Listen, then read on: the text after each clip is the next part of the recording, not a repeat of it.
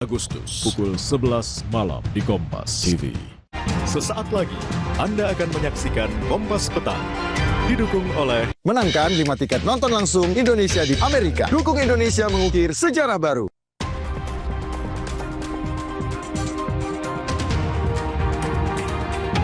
Dicegah ke luar negeri terkait kasus dugaan korupsi kuota haji, ex-Menteri Agama Yakut Khalil Qomas menyatakan siap patuhi proses hukum.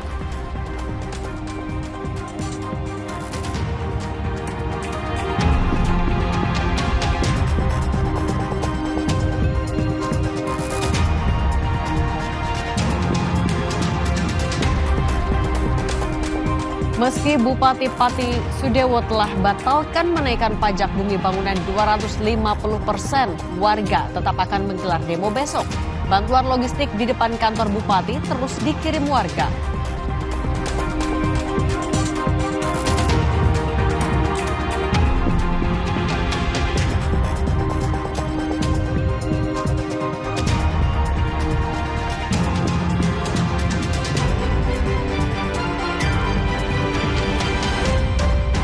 Menko Politik dan Keamanan Budi Gunawan menjanjikan proses hukum atas kematian Prada Lukinamo dilakukan sesuai prosedur dan transparan.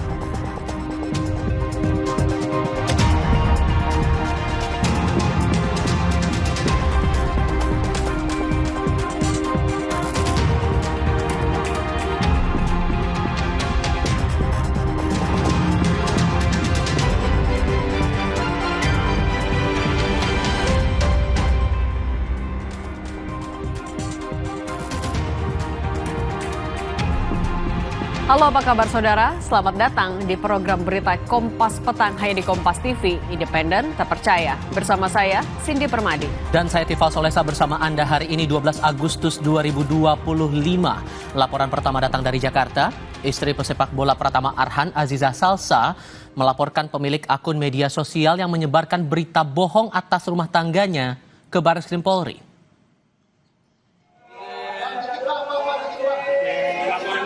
Bikin laporan dulu ya. Bikin laporan dulu ya, Bang. Makasih ya. Pelan-pelan aja, pelan-pelan, satu-satu. Didampingi pengacara, Aziza Salsa datang ke Barreskrim Mabes Polri Jakarta Selatan pada Selasa siang. Saat ditanya wartawan soal laporan itu, Aziza tidak memberi jawaban. Namun kepada wartawan, pengacara Aziza pun membenarkan kedatangannya untuk melaporkan kasus penyebaran berita bohong soal kehidupan pribadi kliennya. Pelan-pelan aja, pelan-pelan, satu-satu.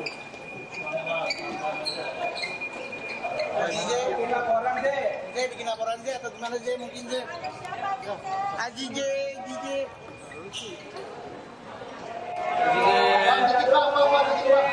Sebelumnya ayah Azizah yang juga Wakil Ketua Komisi 6 DPR RI Andre Rosiade menyebut putrinya Nurul Azizah melaporkan pemilik akun media sosial karena sejumlah akun medsos sering menyebarkan berita bohong soal kehidupan pribadi putrinya. Andre bilang laporan ini untuk memberikan efek jera terhadap pelaku penyebar berita bohong di media sosial.